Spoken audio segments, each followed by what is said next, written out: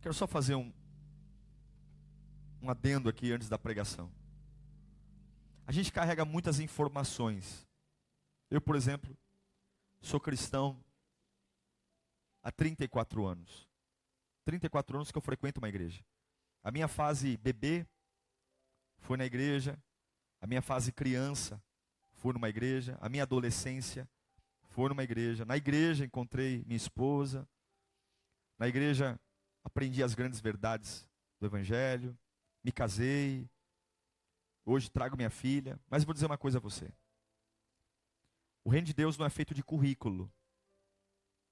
Tem muita gente que por ficar muito tempo na igreja se torna muito crítico, muito chato. Tome cuidado, porque o que muda a nossa vida não é a capacidade de informações que eu tenho, mas é a capacidade de revelação.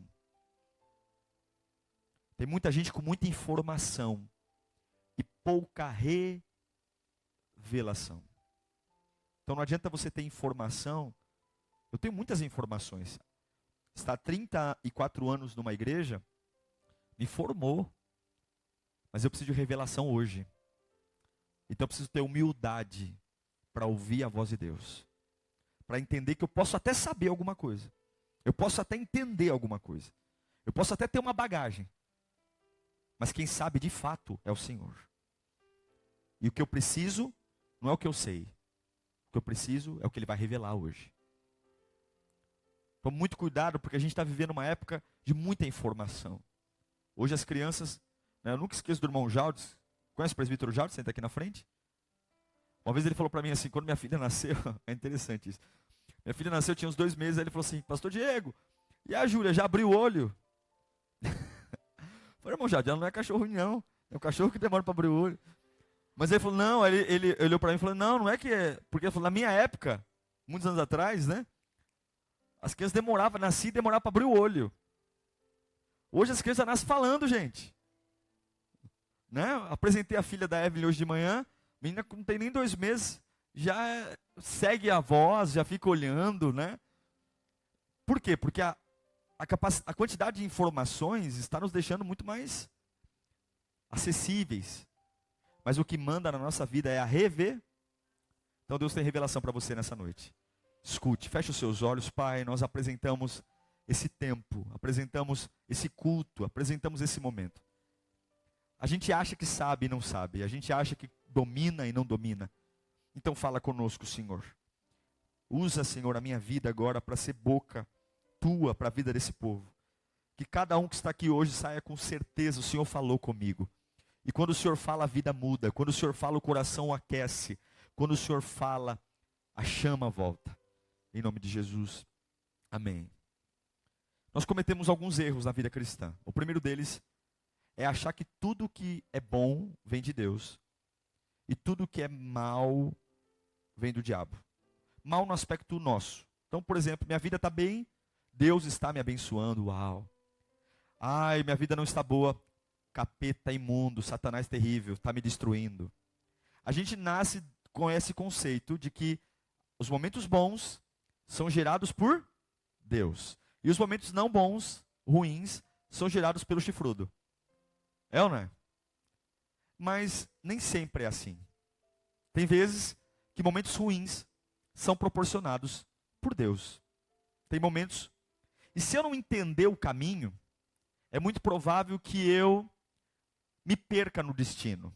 Diga para o seu irmão, se você não entender o caminho, você vai se perder no destino. Porque se você começar a olhar para o que Deus está fazendo e achar que é o diabo, você vai parar. E se você começar a dar glória porque o diabo está fazendo alguma coisa, você também vai parar. Todos nós queremos um destino glorioso, mas entender o caminho é a nossa grande missão. Tem um texto bíblico que todas as vezes que eu leio, ele mexe comigo. E eu quero pregar ele hoje, que é o Salmo 66, 10, 11 e 12. Olha que salmo fantástico. Se você quer se relacionar com Deus, se você quer se sentir melhor diante de Deus, você vai ter que deixar Deus tratar você, não tem jeito. Quem quer cura tem que fazer tratamento. É ou não é, pessoal? Olha o que esse salmo diz. Pois tu, ó diabo, é isso? Quem? Pois tu, ó Deus, nos submeteste à prova. Não para aí. Pois tu, ó Deus, nos refinaste como a prata. Pois tu, ó Deus, nos fizeste cair, não foi o diabo. Pois tu, ó Deus, nos fizeste cair numa armadilha. Pois tu, ó Deus, sobre nossas costas, colocou fardo. Em algumas versões diz que colocassem homens para cavalgar sobre nossas cabeças.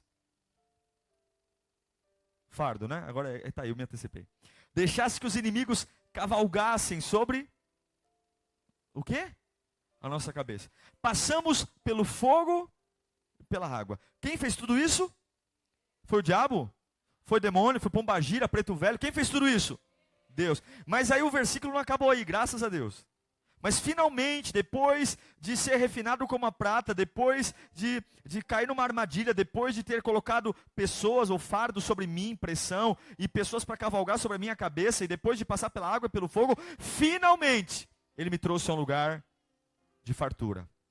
Você nunca estará num lugar digno, se não houver dignidade. Deus só nos coloca em lugares dignos, se nós estivermos dignos desse lugar.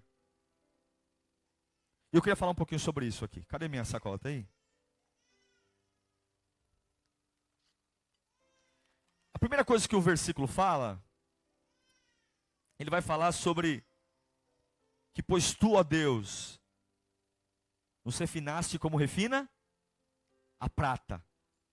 A prata é um metal que tem um valor e ela não é encontrada nunca em forma perfeita. Ela sempre é encontrada em contaminação. Então, quando se encontra uma peça de prata, o texto diz que Deus me refina como se refina a prata. Então, o texto bíblico diz que Deus, ele pega uma peça de... Deus, o refinador, ele pega uma peça de prata e ele coloca essa prata no fogo. Ele põe essa prata no fogo e deixa lá no fogo. Porque a ideia é que esse fogo produza separação da impureza para a prata. Esse processo de refinamento, ele tem um problema. A prata, ela suporta o fogo até um determinado momento. Se o refinador, ele perde o ponto de tirar a prata do fogo, todo o metal é danificado e ele não brilha mais. Ele não é mais próprio para uso. Então a garantia de que a prata entra no fogo e que ela não vai se destruir é uma só. É os olhos do refinador. O que garante que a prata vai ficar no fogo até o máximo e o limite da sua estrutura, da sua capacidade, a única garantia de que a prata não vai ser destruída, é que o refinador está de olho. E pelo fato do refinador estar de olho, a prata não vai ser destruída. E como do que o refinador sabe que a prata está no ponto? Quando ele tira a peça de prata e ele consegue enxergar o seu semblante, sem nenhum tipo de emenda, rusga, sem nenhum tipo de enrugar, ele enxerga o seu semblante nitidamente na prata. Quando o refinador consegue enxergar o seu semblante nitidamente na prata, ele sabe que a prata está no ponto. Ela está pronta. O texto diz que Deus me refina, como o refinador refina a prata. Ele me põe num fogo que parece que eu não vou suportar. Ele me coloca em situações que parece que eu não vou aguentar. E se eu não entendo o caminho, eu não vou mais para o meu destino. Mas qual é a garantia? Qual é a garantia que esse aperto que eu estou passando financeiro, eu já estou há 3 meses desempregado e as coisas estão acabando em casa, eu estou passando uma crise no meu casamento e eu não sei mais, eu estou pensando em pedir o divórcio. Qual é a capacidade ou qual é a certeza que eu tenho? E o que eu tenho é que eu estou num processo de refinamento. Deus está tirando coisas de mim, Deus está tratando a minha vida. E qual é a única certeza que eu tenho? O refinador está de olho. O refinador está de olho. Quando o fogo tentar mexer na minha estrutura, quando o fogo me levar para um processo sem volta, isso não vai acontecer, porque o refinador está toda hora tirando-me do fogo, dizendo, já estou me vendo nele, já estou me vendo nela, já estou me vendo nele. A cada dia que passa, eu estou me vendo mais nele. A cada dia que passa, o meu semblante está mais aqui. Então eu quero que você compreenda algo. Tem momentos da sua vida que você tem que entender que o refinador está te colocando no fogo, não para matar você, não para destruir você, não para arrebentar você, mas que ele possa se enxergar em você. Você será o espelho de Deus para essa geração. Não reclame do fogo. Não reclame. Diga para o seu irmão, a garantia é que o refinador está de olho. Ele não vai sair para tomar um café. Ele está de olho. O texto diz que em alguns momentos ele nos fez cair em armadilhas. Aqui eu peguei uma redinha dos meus peixes. É assim quando eu tento lavar o aquário que eu os pego. A armadilha é quando a gente cai num lugar que nós não temos a capacidade de sair de lá. O texto diz que não é o diabo, não. O texto diz que Deus me fez cair em armadilhas. Me colocou em arapucas que eu não consigo sair pela minha inteligência, pela minha força. O texto diz que ele me coloca ali e eu não consigo sair. É a ideia de um animal que cai numa rede e ele não pode sair de lá. E a pergunta que fica é, por que Deus me faz cair numa armadilha? Porque quando a gente cai numa armadilha, a gente reconhece que nós não temos capacidade para tudo. Quando a gente cai numa armadilha, a gente vê que a gente depende de alguém para nos tirar de lá. E tem hora que a gente anda como se nós fôssemos super-homens, super-mulheres. O Salmo 40, versículo 2, diz que tirou-me de um lago horrível, tirou-me de um poço de destruição, de um atoleiro de lama, pôs os meus pés sobre a rocha, afirmou-me no lugar seguro.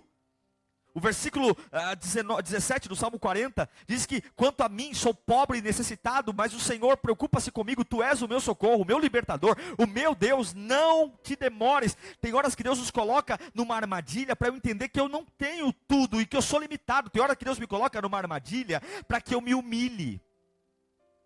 Um dos maiores reis de Israel, em termos de tempo, foi o rei Manassés.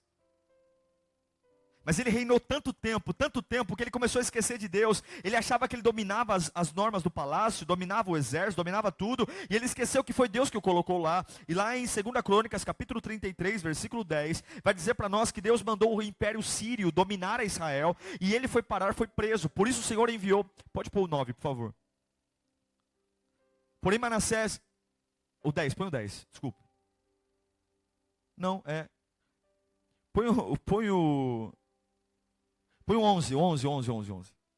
Por isso o Senhor enviou contra eles os comandantes do exército do rei da Síria, os quais prenderam Manassés. Manassés era o rei. E colocaram o que no nariz dele? Um gancho no nariz. Algemas de bronze. E levaram ele para onde? Não foi o diabo que entrou em Israel e destruiu Israel, não. Foi Deus que mandou. Para gerar humildade no coração de Manassés, para humilhar. Tem hora que Deus nos coloca em situações de prisão, em arapucas, porque a gente esquece a capacidade de sermos humildes, a capacidade de reconhecer que Ele é o Todo-Poderoso. Esquecemos. O texto diz também que Deus colocou peso nos ombros. É a pressão. Pressão. Você acha que vitória é algo fácil? Vitória é algo que vem debaixo de moleza. O texto diz que ele colocou fardo sobre os ombros. Mas sempre quando há pressão, você não tira azeite da azeitona sem espremer a azeitona. Deus colocou fardo nos ombros deles. Pressão. A lei da física diz que você não move um navio mantendo temperatura constante. Quando um capitão quer acelerar o navio, ele liga lá no porão e diz assim: acelerem a caldeira, elevem a temperatura da caldeira. A elevação da temperatura faz as turbinas, o motor do navio ser mais rápido. Você não cria energia elétrica numa hidrelétrica que joga água de forma contínua. Eles têm que fechar as comportas, eles criam a represa, eles represam a água, aquela água fica represada, o volume aumenta, e aí de uma hora para outra eles abrem as comportas de uma forma violenta, e aquela água acumulada vem com tudo, com uma pressão que não é natural, e a queda da água debaixo da pressão gera energia, e ali se acumula. O problema é que muitas vezes a gente não tem energia e não está entendendo. Deus está gerando uma pressão em você, não para matar, não para destruir, mas para gerar movimento, para gerar vida. Então Ele está apertando e você está dizendo: o diabo é terrível, é Satanás, eu vou sair da igreja, eu vou desistir, não é possível, eu dizimo, eu oferto. Se você não entender o caminho, você vai se perder no propósito. Se você não entender o que Deus está fazendo, você vai começar a achar que é o diabo. E nada disso aqui foi o diabo que fez, foi Deus. E aí ele diz o seguinte, que além de colocar peso, ele coloca alguma coisa para cavalgar na minha cabeça. Eu escolhi de propósito o burrinho do Shurek aqui. O texto diz que tem momentos que Deus vai permitir que alguém cavalgue sobre a minha cabeça. E cavalga e ainda dá risada. Sabe o que é alguém cavalgar sobre a sua cabeça? É derrota. Cavalgar sobre a minha cabeça é derrota parcial. Então, pastor, o senhor está dizendo que tem algum momento da minha vida que o meu Deus pode permitir que eu passe por uma derrota? Sim. A palavra está dizendo que vai ter momentos que o Senhor permitiu que alguém cavalgasse sobre a cabeça. Mas por que Deus quer que eu me derrote? Porque o sucesso não nos ensina nada. Quando as coisas dão errada, quando as coisas dão certa, ninguém faz autoexame. Quando está tudo bem, ninguém fica se autoavaliando. Mas quando as coisas dão erradas, a primeira coisa que a gente diz é: onde foi que eu errei? Quando as coisas não fluem, o que eu fiz na minha vida? E tem hora que Deus permite cavalgarem sobre a nossa cabeça, para a gente parar e pensar, avaliar, aprender. Tem hora que tem alguém cavalgando e diz assim: meu Deus do céu, por que a empresa fechou? Por que está tudo dando errado? Para eu parar, crescer. Porque lugar de vitória não é lugar de moleza. Lugar de vitória não é lugar de fraqueza. Não é. Aí o texto diz também, que além de refinar como a prata, além de permitir que eu caia em armadilhas, além de colocar peso sobre mim, além de permitir que alguém cavalgue sobre a minha cabeça, o texto diz também que eu vou passar pelo fogo. E não é o diabo, não. É ele. Vou passar pela água e pelo fogo.